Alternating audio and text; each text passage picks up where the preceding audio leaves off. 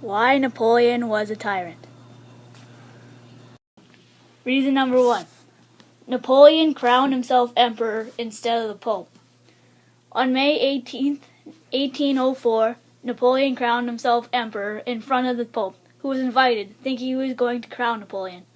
But instead, he sat there and watched Napoleon crown himself and his wife.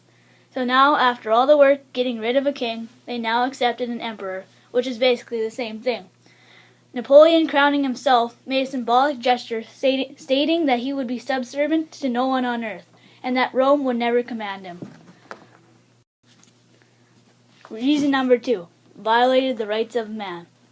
In 1804, Napoleon was voted as emperor by the Senate and the people.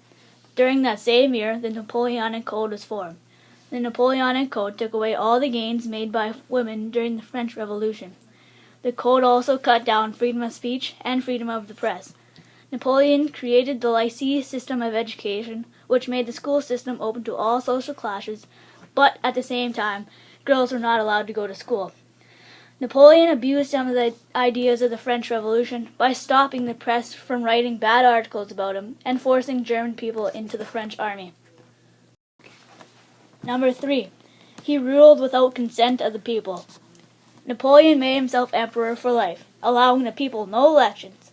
He appointed family members rulers of some territories he conquered.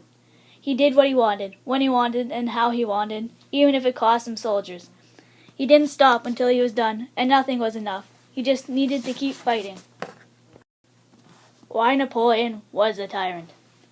Definition of a tyrant: a cruel and oppressive ruler. He divorced his first wife because she couldn't have children, so he married an 18-year-old.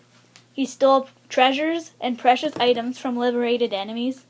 He left his soldiers to die. He gave his family positions as rulers in conquered cities.